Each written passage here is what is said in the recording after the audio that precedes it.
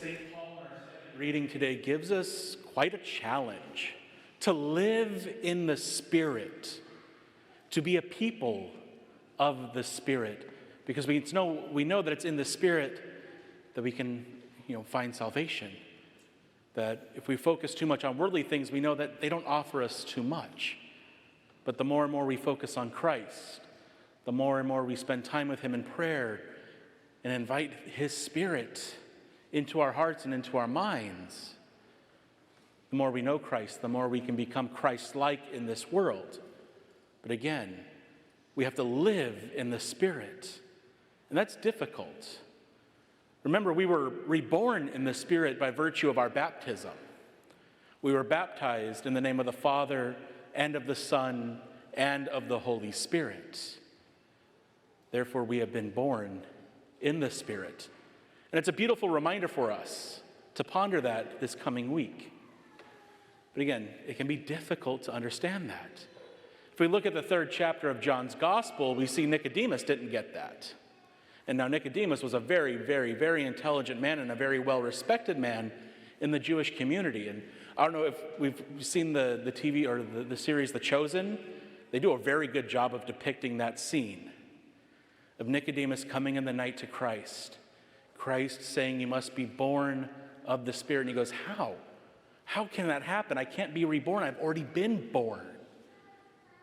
But it's because it's by baptism.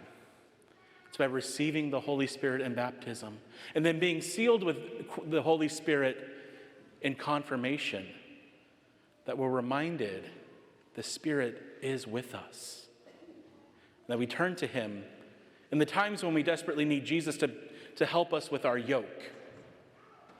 We hear Jesus in our Gospel of Matthew today, "My yoke is easy, my burden light." That whatever we are struggling with in our lives, whatever sin we might be struggling with, or whatever vice we may be struggling with, we invite Christ into that. We allow Christ to be our yoke. Because yokes were used to keep oxen in line, and it's been a long time since we've had oxen in Pasadena. When I preached this last night in St. Monica's, I said, we've never had oxen in Santa Monica. It's been a long time, so we don't always get that imagery. But our yoke is form-fitted around our neck.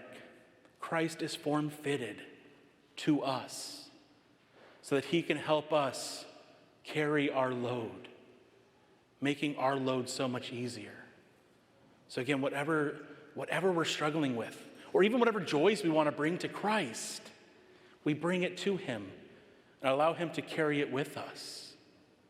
We often forget Christ needed help carrying the cross.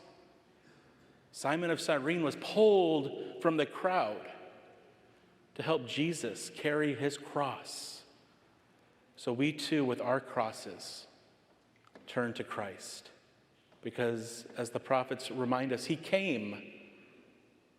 God became man so that we will be saved.